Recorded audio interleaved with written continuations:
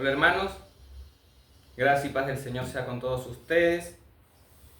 Ya nos encontramos en la lectura número 48. Hoy vamos a estar leyendo 3 capítulos 11, 12 y 13 del libro de Números. Es hermosa la lectura de hoy, hermanos. Espero que esté atento a la lectura, leamos con conciencia, es decir, estando atento, ¿sí? Que cualquier cuestión que pueda distraernos, tratemos ahora de quitarla, de manera que podamos dedicarnos de manera consciente, concentrada, dedicada, ¿sí?, a la lectura, que eso trae bendición, ¿sí?, a nuestras vidas, el dedicar un tiempo de calidad a la lectura. Bueno, hermanos, vamos a leemos la palabra bajo la autoridad de nuestro Señor Jesucristo. Y escrito está, hermanos, capítulo 11. El pueblo comenzó a quejarse en la adversidad, a oídos del Señor, y cuando el Señor lo oyó, se encendió su ira, y el fuego del Señor ardió entre ellos y consumió un extremo del campamento.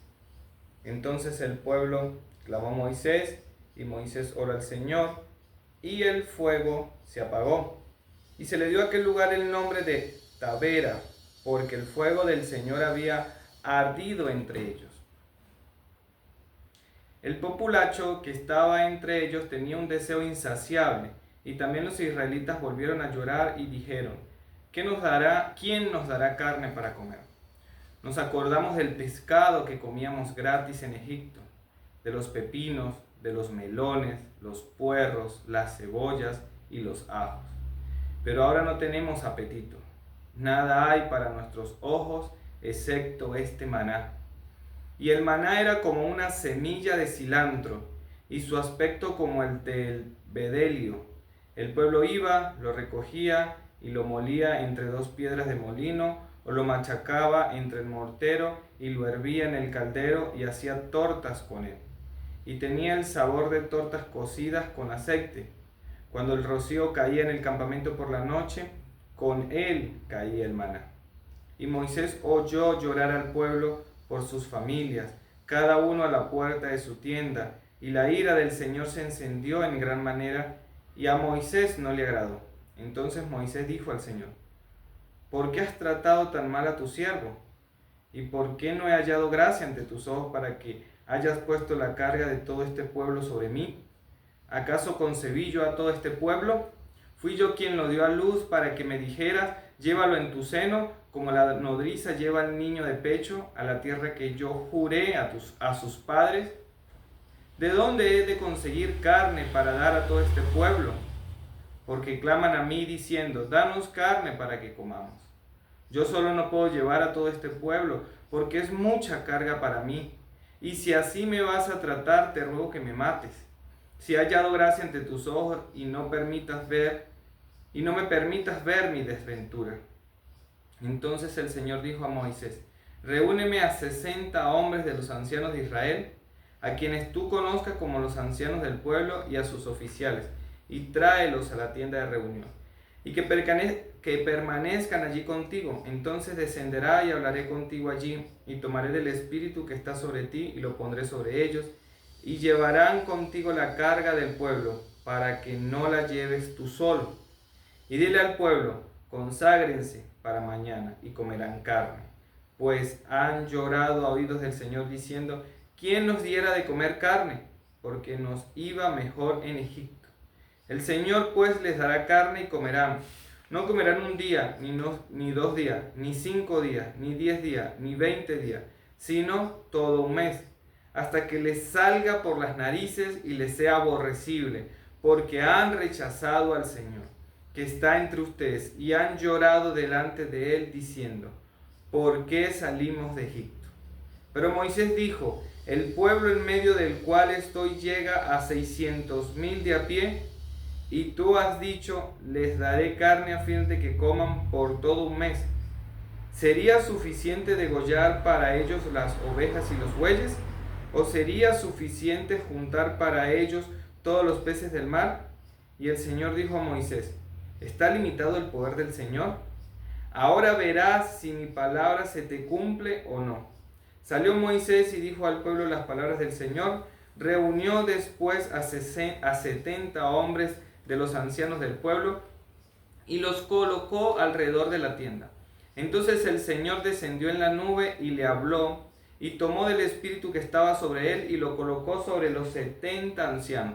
Y sucedió que cuando el espíritu reposó sobre ellos, profetizaron, pero no volvieron a hacerlo más. Pero 2 hombres habían quedado en el campamento. Uno se llamaba Eldad y el otro se llamaba Medac. Y el espíritu reposó sobre ellos. Ellos estaban entre los que se habían inscrito, pero no habían salido a la tienda. Y profetizaron en el campamento. Y un joven corrió y avisó a Moisés: Eldad y Medac están profetizando en el campamento. Entonces respondió Josué, hijo de Nun, ayudante de Moisés desde su juventud: Moisés, Señor mío, deténlos. Pero Moisés le dijo: ¿tienes celos por causa mía? Ojalá todo el pueblo del Señor fuera profeta, que el Señor pusiera su espíritu sobre ellos. Después Moisés volvió al campamento y con él los ancianos de Israel.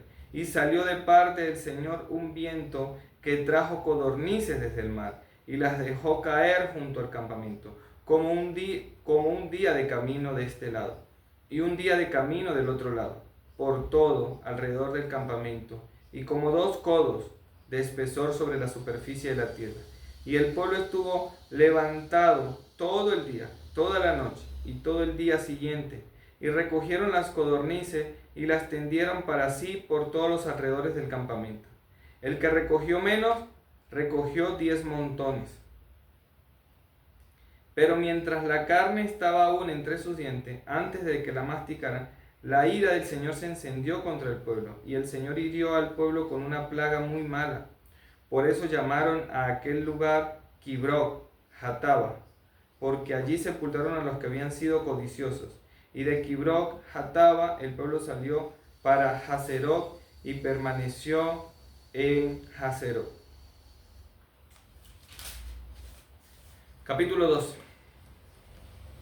Entonces Miriam y Aarón hablaron contra Moisés por causa de la mujer cusita con quien se había casado, pues se había casado con una mujer cusita, y dijeron: ¿es cierto que el Señor ha hablado solo mediante Moisés?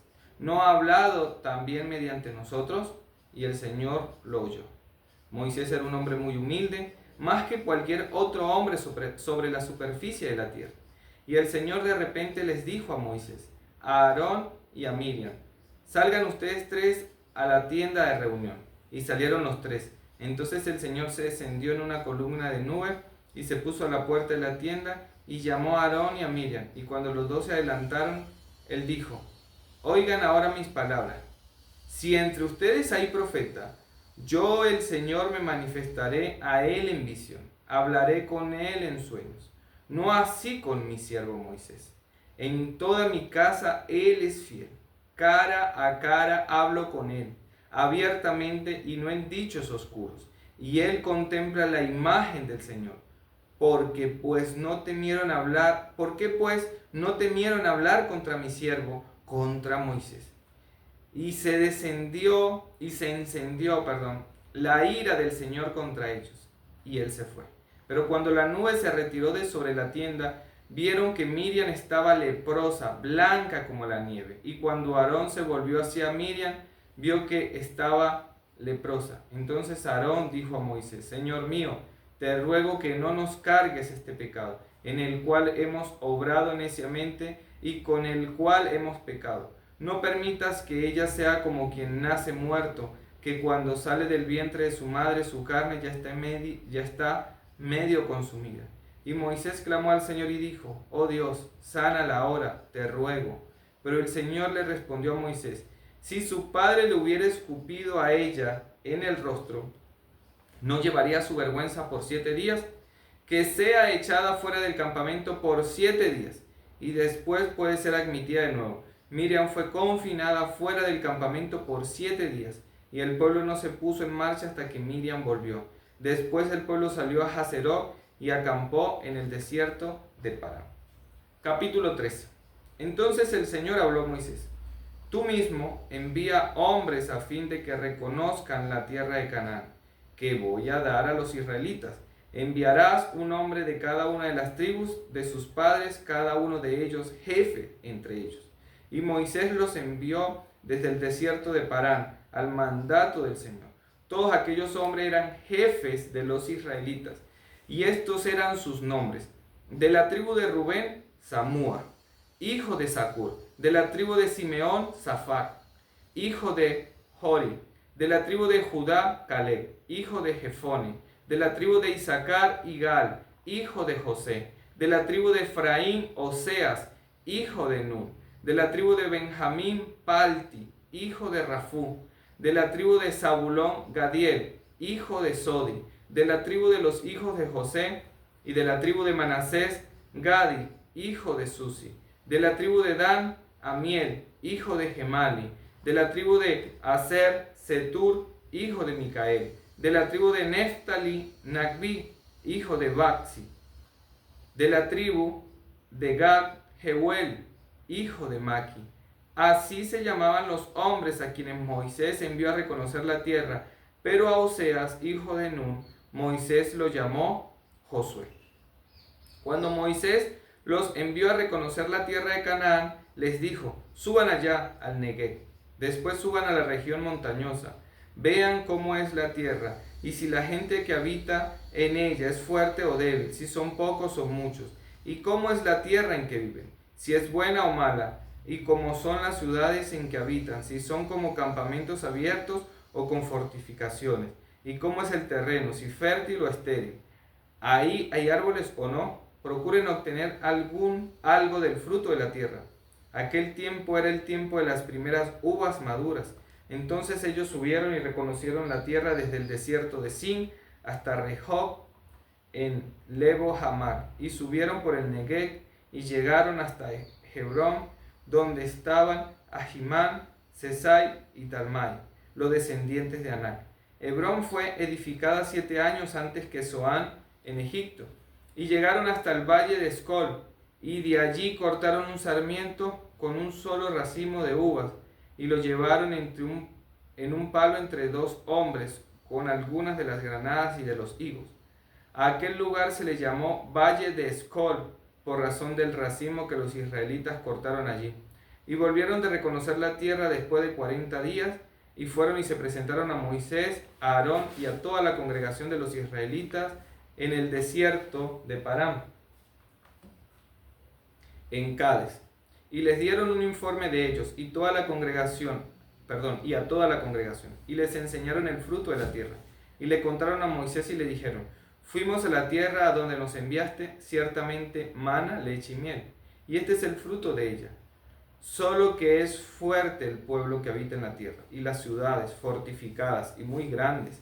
Y además vimos allí a los descendientes de Anac. Amalek habita en la tierra del Neguev, y los hititas, los jebuseos y los amorreos habitan en la región montañosa, y los cananeos habitan junto al mar y a la ribera del Jordán.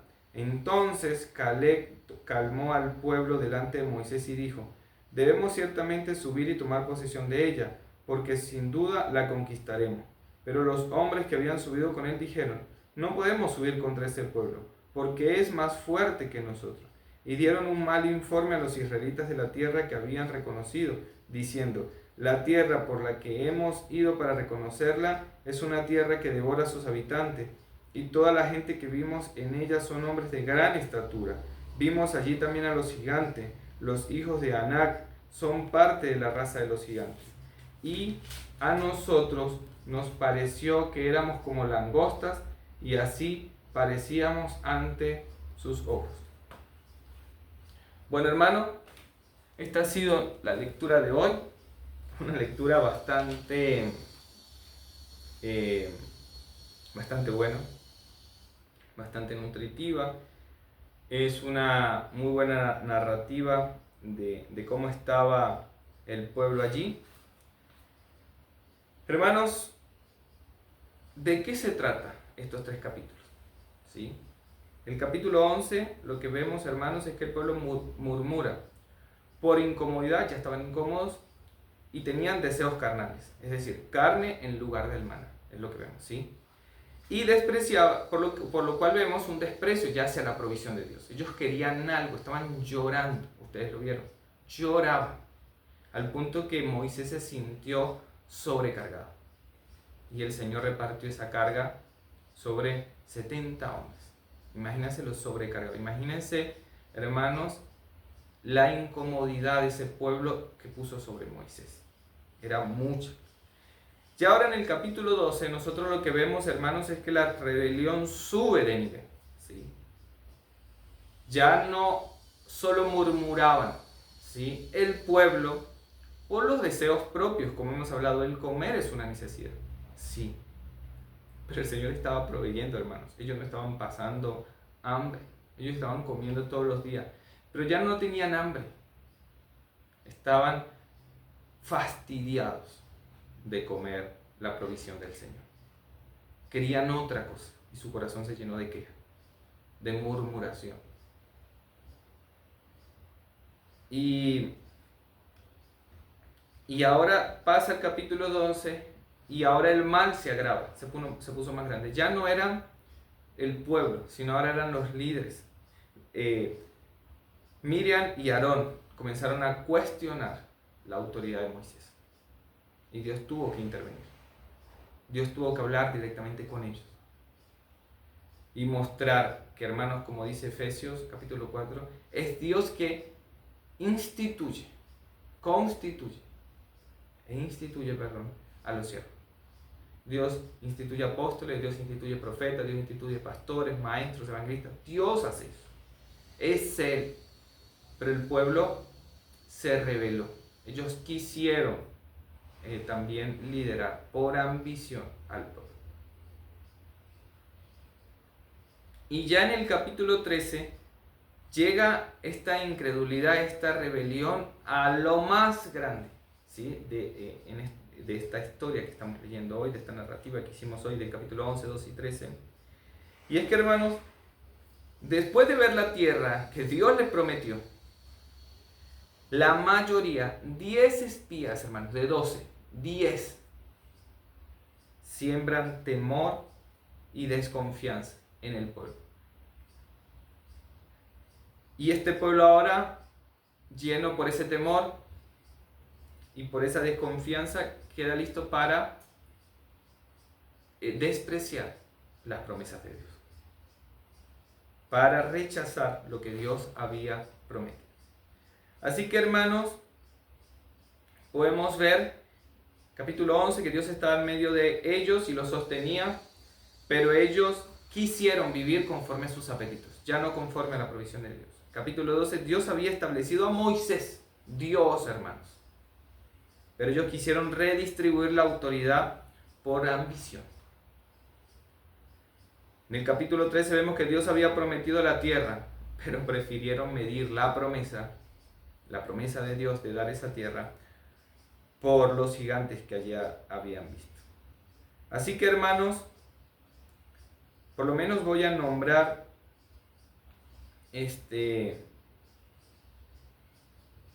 5 cosas para dar luz a esto. Por lo menos ahora he nombrado para que entiendan de qué se trata. Usted puede entender, de esto se trata la lectura de manera general, en la narrativa, lo que está sucediendo. Estoy describiendo y obviamente haciendo comentarios míos sobre lo que está sucediendo. Pero ahora, hermanos, después de ver esto, por lo menos vamos a ver 1, 2, 3, 4, 5. Para ver. No.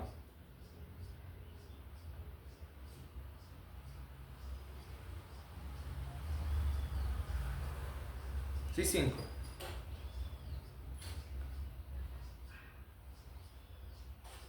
Para ver. Acá está. Bueno, esta vez lo dividí porque me pareció interesante. Voy a nombrar algunas cosas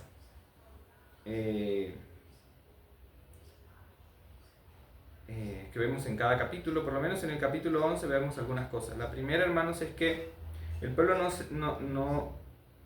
no solo pide carne, sino rechaza como Dios viene haciendo las cosas, ¿sí? Por ejemplo, ellos desobedecen el límite que Dios puso. Y Dios había establecido que ellos se contentaran con el maná. Ese era el límite. Por eso es que cuando Pablo enseña a Timoteo, un libro hermoso que hemos comenzado este domingo que pasó, los domingos, en nuestro culto público de los domingos, hemos empezado la serie de Timoteo. Una de las cosas que Dios enseña a Timoteo es, Timoteo enseña a que el pueblo tenga contentamiento en todas las situaciones. Si tienen solo para comer y solo para vestir, que tengan contentamiento. Y ese principio viene de acá, hermanos. Dios había puesto límites, Dios les había dado el maná, el cuidado, todo eso, y ellos ahora no estaban contentos. Entonces, vemos, hermanos, que ellos desprecian. Ahí vemos lo que es la ingratitud, porque desprecian el pan del cielo. Y además la rebeldía, porque antes estábamos mejor, dijeron, en Egipto, y quisieron volver a Egipto. Ahora, esto, por ejemplo, quisiera yo decir sobre el capítulo 11, además añadir que las codornices, hermanos, y la plaga, que viste que Dios da las codornices, la carne, y después ahí mismo envía una plaga,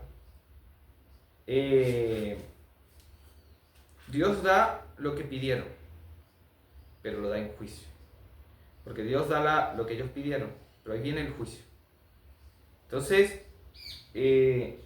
lo que uno desea, hermanos, sin límite, como pasó con los israelitas, se vuelve un castigo.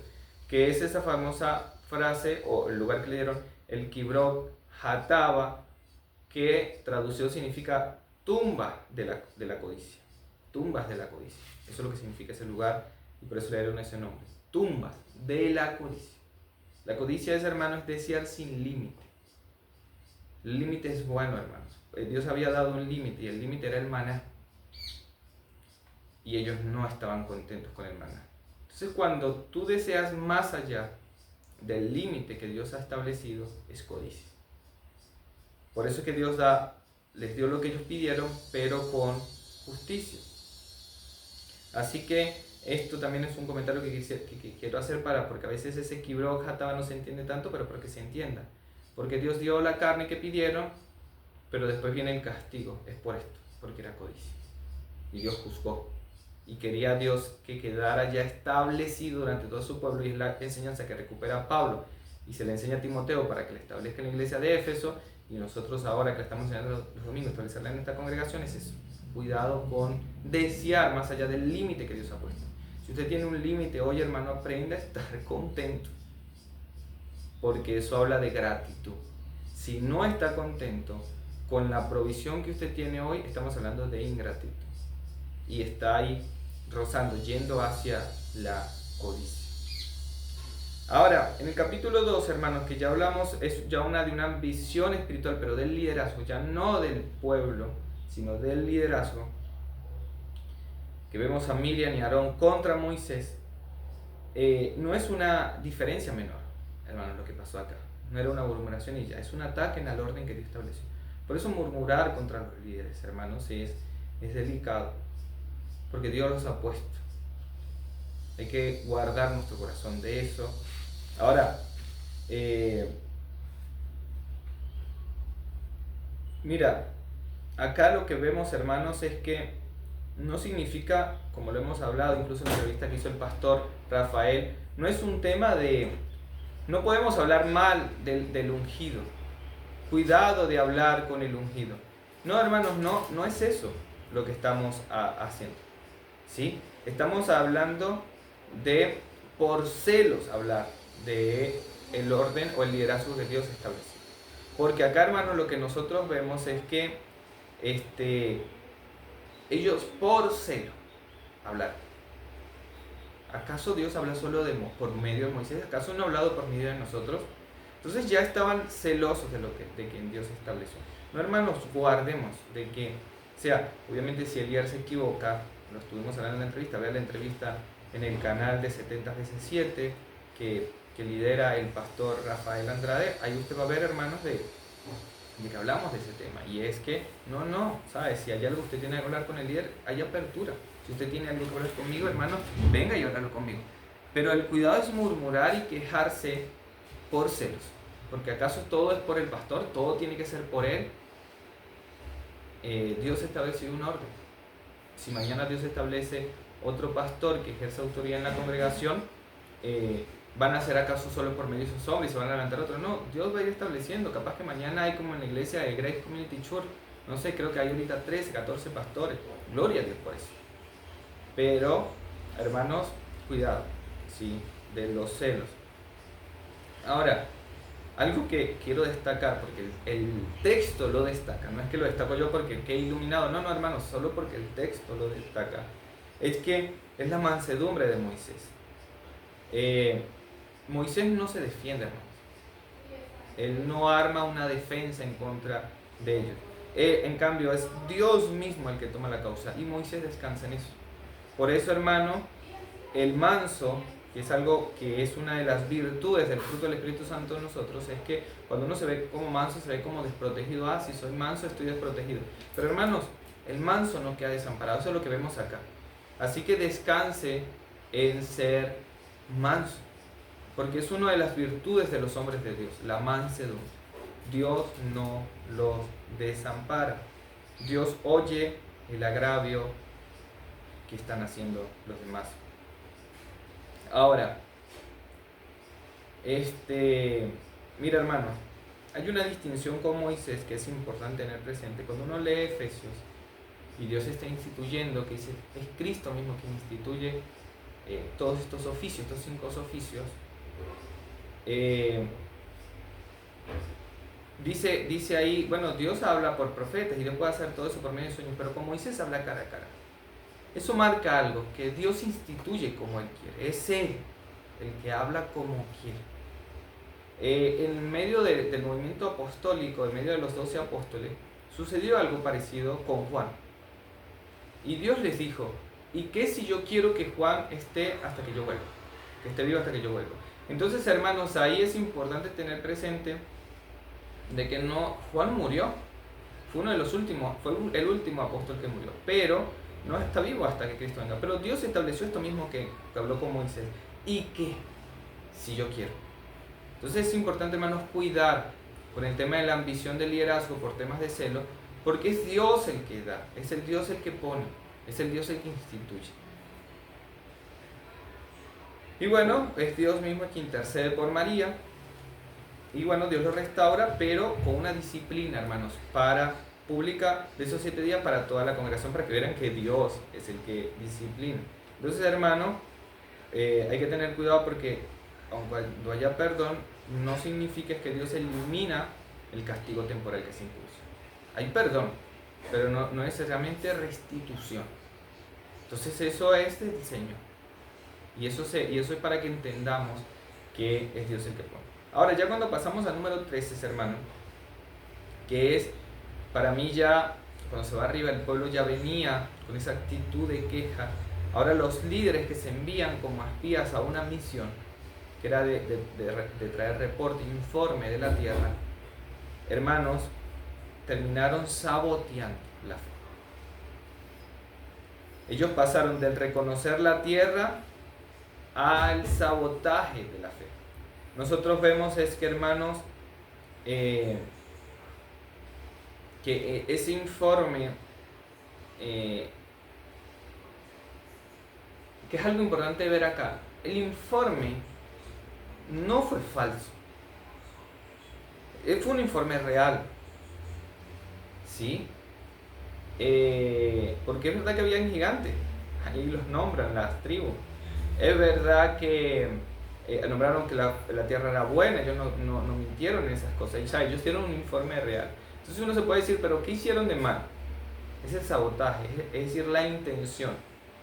Porque vemos a Josué, vemos a estos otros 2 espías diciendo, no, pues el Señor nos entregará la tierra, el Señor nos dará la victoria. Ellos no negaron, si ustedes ven, hermanos, de estos 2 espías, no negaron que el informe que estaban dando estos 10 estuvo mal. El tema fue la intención falsa. Porque ellos no mienten dando el informe, porque lo que describen es real, pero usan el informe con la intención de desalentar al pueblo, no de llevarlos a confiar en que el Señor daría esa tierra. Ese es el problema, hermanos. Por eso cuando vemos, no se trata a veces de lo que decimos, porque lo que decimos está bien, es verdad, es real, sino la intención. ¿Cuál es la intención? Esos datos reales, ese informe real, verdadero que estamos dando, ¿con qué intención lo estamos dando? ¿Queremos desalentar? ¿Queremos destruir? ¿Queremos restituir? ¿Queremos restaurar? ¿Qué queremos hacer? ¿Queremos que el pueblo descanse en la fe o queremos que el pueblo decaiga? Mira, disculpen si me extendí un poco, ya estamos terminando, hermano. Cuando el Señor estaba orando en mí, guiándome para entender lo que es la teología reformada, y todavía pertenecía a la organización donde vengo, y estaba ya en la última disciplina, es decir, me habían enviado, derivado, y me había tomado este apóstol para acompañarme en el último tiempo, antes de que ya me echaran de la organización, de todo eso, y ya no participara más con ellos. Él recuerdo que me dijo algo, porque las conversaciones de verdad que fueron buenas, las últimas, las primeras disciplinas fue más choque, fue celo, fue temas de autoritarismo, pero ya la última disciplina yo puedo decir que fue la mejor, porque fue de bastante conversación. Pero él me dijo algo que para mí fue fundamental, que me ayudó de verdad a entender la teología reformada y a entender al Señor. Y él me dio un testimonio, me dice, mira, el problema de los calvinistas es que dice, yo tiene un amigo calvinista que murió, y él le enferma, cae muy grave, y él dice, y él va y lo confronta. Y le dice, bueno, si el Señor, la enfermedad es del Señor, reprendamos la enfermedad, que sea sanado. Y el calvinista dice, no, si el Señor quiere enfermedad, yo voy a darle la gloria a Dios en la enfermedad. Y muere este hombre. Y él me decía, mira, tanto calvinista, tanto todo, y murió. Y para mí fue, pero para el Señor, ¿sabes? Descansó en el Señor, confió en el Señor, no murió lleno de quejas, lleno de amargura, lleno de rabia, de resentimiento, murió lleno de fe, de confianza en el Señor. No ha puesto sus ojos en Él, sino en la victoria y en la gloria del Señor. Entonces, para mí eso fue, hermanos, muy importante. Es decir, Él lo dijo con una intención, pero con una intención negativa, desalentadora. Ahora, lo que dijo, lo que me relató estaba bien, pero la intención.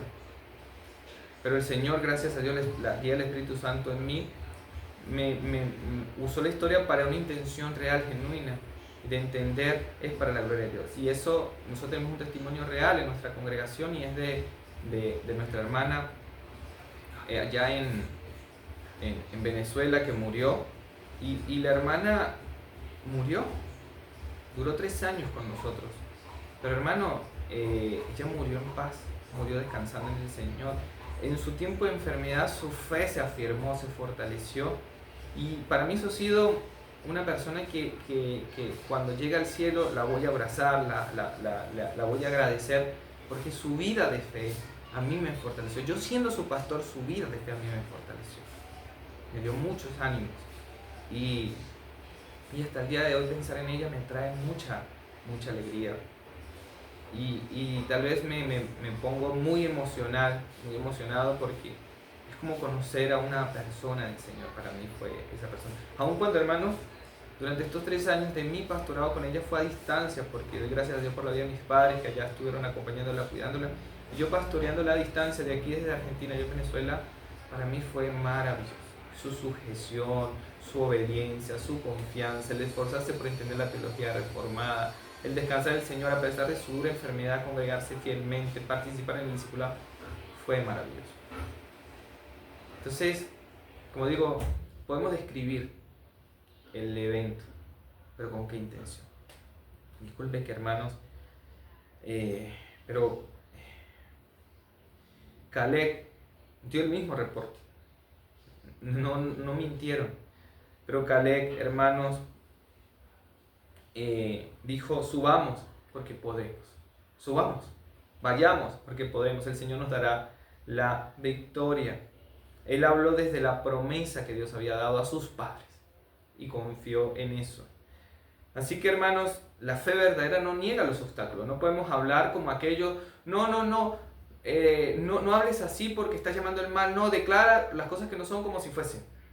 Y no es hablar mentiras, engañar al pueblo diciendo, no, no está pasando eso, no, no, di que no hay enfermedad. No, si estás enfermo, luchando con esa enfermedad, estás luchando con esa enfermedad. No es negar, no niega la realidad la fe bíblica. Pero hermanos, niega que esos obstáculos sean más grandes que las promesas de Dios. Eso sí niega la fe bíblica, que esos obstáculos son más grandes que las promesas de Dios. No, no negamos la realidad, pero sí negamos que esos obstáculos sean más grandes. Entonces, hermanos, de esto se trata números 11, 2 y 3. Tengo que controlarme porque me emociono mucho al explicar estos textos, pero es maravilloso, hermano. Es maravillosa la palabra del Señor. Así que oremos. Padre, te damos gracias. Gracias, Señor, por tu palabra. Ruego, Señor, que seas tú obrando en nuestros corazones. Gracias, Señor, por tu palabra. Gracias, Señor, porque tú eres bueno. Que nosotros nos mantengamos, Señor, fieles a ti. Señor, que no haya queja en nuestro corazón, sino que aprendamos a estar contentos, Señor, con tu provisión, con tu cuidado. Que aprendamos a estar contentos, Señor. Y no deseemos más allá, no deseemos sin límites, sino que deseemos estar dentro de los límites. Y estemos contentos con tu provisión. Que nos cuidemos de los celos, Señor, porque tú has establecido líderes y que nuestro corazón, Señor, por celos quieran tomar, Señor, y ponernos en el lugar donde tú nos has puesto. Que cuidemos eso, Señor. Que estemos descansando en el lugar, Señor, los dones, los oficios, el servicio que tú nos has dado, Señor, la función que tú nos has dado. Y que, Señor, entendamos que describimos la realidad, que la fe bíblica no niega la realidad, pero sí niega que esos obstáculos sean más grandes que tus promesas, más grandes que tu poder. En el nombre de Jesús te damos gracias, Señor. Amén y amén. Bueno, hermanos, con esta oración quedamos despedidos. Gracia y paz del Señor sea con todos ustedes y nos vemos mañana con la lectura número 49.